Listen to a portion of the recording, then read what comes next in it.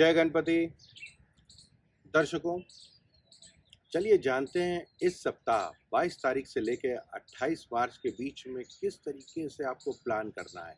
क्या होगा आपका राशिफल, महिलाओं के लिए क्या है, बच्चों के लिए क्या है, कैरियर को किस तरीके से प्लान करना है, व्यापार करते हैं तो क्या करें और कैसा रहेगा मनोविज्ञान।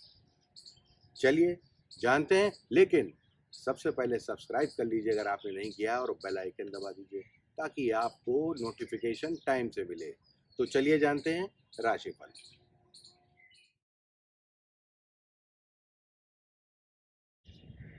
वृष राशि वालों को किन बातों का ध्यान रखना है?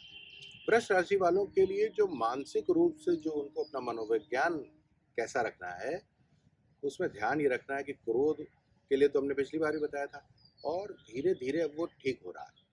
अब आपको कम्युनिकेटिव बहुत होना है। स्वभाव में अगर अंतर्मुखी आप हैं कि आप बात ही नहीं करते किसी से, थोड़ा सा तनाव आया तो आपने बात करना बंद कर दिया, या आपको कुछ स्ट्रेस ज़्यादा हो जाता है तो आप मौन हो जाते हैं। इस तरीके से आपको व्यावसायिक रूप से नुकसान होगा। आपको क्या करना है? आपको करना है लोगों से बात करनी है। कोई प्रॉब्लम है तो आप मीटिंग करिए, उनके साथ सजेशन लीजिए। अगर आप टीम को लीड कर रहे हैं तो ये भी ध्यान रखिएगा कि ऑफिस वगैरह में ज़्यादा चुप नहीं रहें, क्योंकि कोई काम अगर नहीं अच्छा कर रहा है तो आपने उससे बात करना बंद कर दिया। यही चीज़ घर में भी ध्यान रखनी है कि कोई बच्चा है अगर नहीं पढ़ रहा है, नहीं आपकी बात मान रहा है, या आप उससे दुखी हैं तो आपने उससे बोलना बंद कर दिया। तो स्वभावगत क्या है कि इस सप्ताह ओवरऑल क्या ध्यान रखना है कि आपको बात करनी है, लोगों से मिलना है, जुलना है, और अपनी भावनाओं को, इमोशन वाली बातचीत करनी है। बहुत भावनाओं को दबाना नहीं है। कुछ भी बात किसी को बुरी लगी तो आप सीधे जाके बोल दिए कि बात बुरी लगी, है ना? तो अपने प्रेम को जाहिर करने का ये समय है। बात करते हैं जॉब की। देखिए, ऑफिशियली समय अच्छा चल रहा है। परमात्मा आपके लिए पूरी तरह तैयार है। आप एक कदम आगे बढ़ते हैं और गणपति जी आपके लिए 2 कदम आगे बढ़ जाते हैं। यानी आप कुछ भी एफर्ट करते हैं तो आपको लाभ होगा, लेकिन एफर्ट आपको पहला करना पड़ेगा। तो हो सकता है कि इधर थोड़ा-सा आप नहीं कर पा रहे हो क्योंकि तनाव ज़्यादा है। तो बस अपने को क्या करना है कि ऑफ़िस में वर्कलोड ज़्यादा है, बहुत फाइलें हैं, तो फाइलों का बोझ तनाव लेने से कम नहीं होगा, क्रोध करने से कम नहीं होगा। इतना काम क्यों मिल रहा है हमको? जॉब छोड़ देंगे। तो इस तरीके से मत करिएगा। आपको क्या करना है?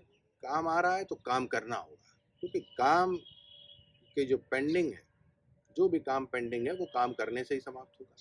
वहीं जो लोग व्यापार कर रहे हैं उनके लिए समय अच्छा है।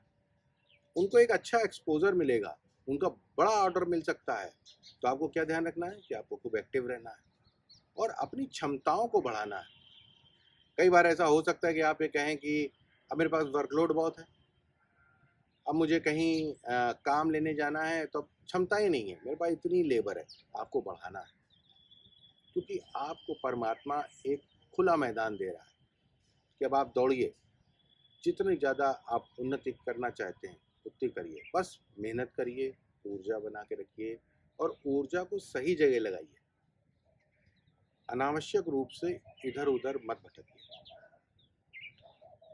विद्यार्थियों के लिए, ठीक है, विद्यार्थियों के लिए जो ये समय है, ये एक सामान्य समय है। ये उन विद्यार्थियों को ज़्यादा लाभ होगा जो विद्यार्थी पहले से रिवीजन कर चुके हैं, पहले पढ़ चुके हैं।